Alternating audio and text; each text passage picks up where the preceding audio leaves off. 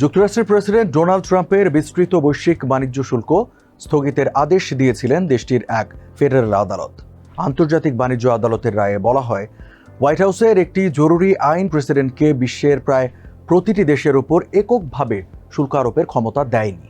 New ইয়র্কের এই আদালত বলেছে, মার্কিন সংবিধান অনুযায়ী অন্য দেশগুলোর সঙ্গে ব্যবসা বাণিজ্য নিয়ন্ত্রণের একমাত্র ক্ষমতা কংগ্রেসের এবং অর্থনীতিকে বাঁচানোর জন্য প্রেসিডেন্টের যে দায়িত্ব সেটি এই ক্ষমতার ঊর্ধ্বে নয়। এমন রায়ের ২০ ঘন্টা পেরোনোর আগেই সেটি স্থগিত করলেন আপিল বিভাগ। হোয়াইট হাউসের আবেদনের পরিপ্রেক্ষিতে নিম্ন আদালতের রায় সাময়িকভাবে স্থগিত করেছেন ফেডারেল আপিল আদালত। ফলে ট্রাম্প নির্ধারিত আমদানি শুল্ক আদায়ে আপাতত বাধা থাকছে না।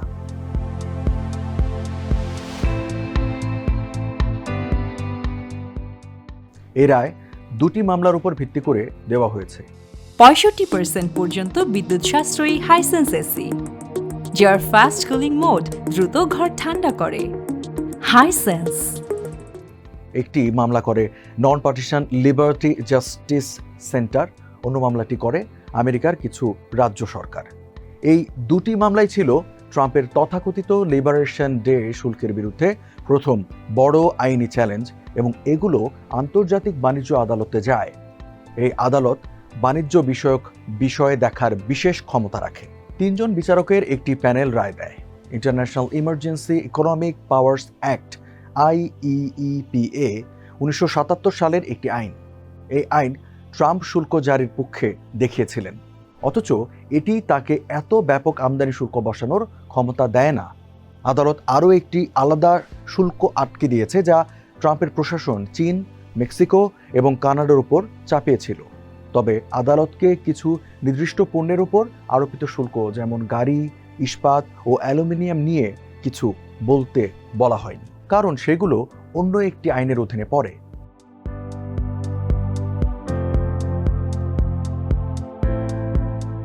এই রায়ের সমালোচনা করেছে হোয়াইট হাউস, যদিও সরাসরি কোনো মন্তব্য করেনি ট্রাম্প। হোয়াইট হাউসের উপ প্রেস সেক্রেটারি কুশ দেশাই এক বিবৃতিতে বলেছেন, জাতীয় জরুরি অবস্থা কিভাবে মোকাবিলা করতে হবে তা নির্বাচিত নয় এমন বিচারকদের সিদ্ধান্ত নেওয়ার বিষয় নয়। আর সামাজিক যোগাযোগ মাধ্যমে দেওয়া পোস্টে আদালতের কড়া সমালোচনা করে ট্রাম্প লিখেছিলেন, আশা করি দেশের জন্য হুমকি স্বরূপ ও সুস্পষ্টভাবে ভয়াবহ এই সিদ্ধান্তটি শিগগির পাল্টে দেবে সুপ্রিম কোর্ট। তবে এই সিদ্ধান্তকে স্বাগত জানিয়েছেন নিউ ইয়র্কের অ্যাটর্নি জেনারেল লেটিটিয়া জেমস। তিনি বলেন, আইন স্পষ্ট, কোনো প্রেসিডেন্টের যখন খুশি তখন এককভাবে কর বাড়ানোর ক্ষমতা নেই।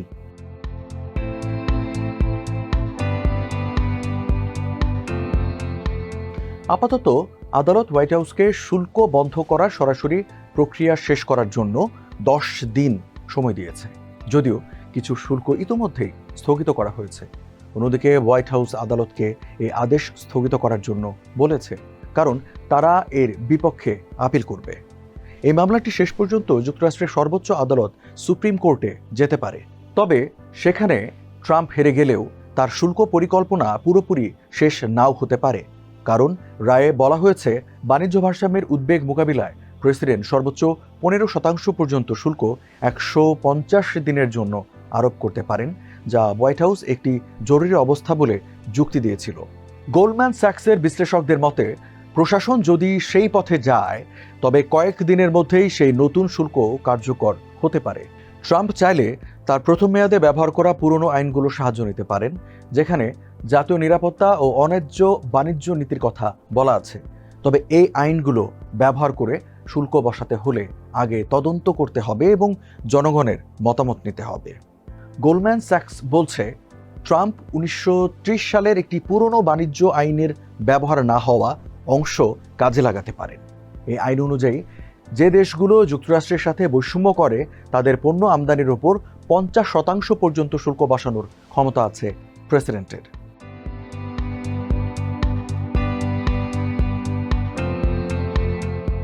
গত 2 এপ্রিল ট্রাম্প যুক্তরাষ্ট্রের বেশিরভাগ বাণিজ্যিক অংশীদারদের পণ্যের ওপর আমদানি শুল্ক বসানোর ঘোষণা দেন।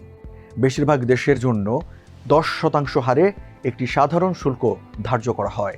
এর পাশাপাশি ইউরোপীয় ইউনিয়ন, যুক্তরাজ্য, কানাডা, মেক্সিকো এবং চীনের মতো মিত্র দেশ এবং জোটসহ কয়েক ডজন দেশের উপর আরও বেশি হারে পাল্টাপাল্টি শুল্ক আরোপ করা হয়। ট্রাম্প যুক্তি দিয়েছিলেন, এই ব্যাপক অর্থনৈতিক নীতি যুক্তরাষ্ট্রের উৎপাদন বাড়াতে এবং কর্মসংস্থান রক্ষা করতে সাহায্য করবে। এই ঘোষণার পর থেকে বিশ্ববাজারে অস্থিরতা দেখা দিয়েছে। তবে ট্রাম্প পরবর্তীতে কিছু শুল্ক প্রত্যাহার করেছেন এবং কিছু কমিয়েছেন বা স্থগিত করেছেন।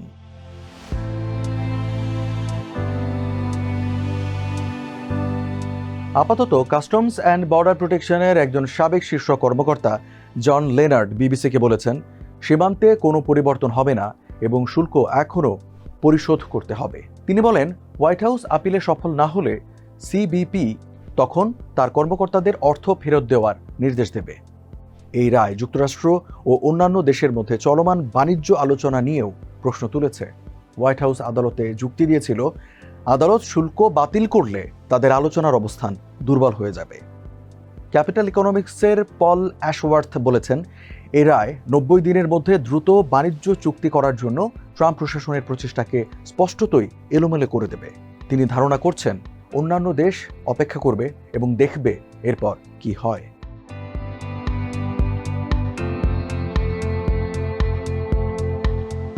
যুক্তরাজ্য ও মার্কিন সরকার এই মাসের শুরুতে দেশগুলোর মধ্যে কিছু পণ্যের বাণিজ্যের উপর শুল্ক কমানোর একটি চুক্তিতে সম্মত হয়েছে।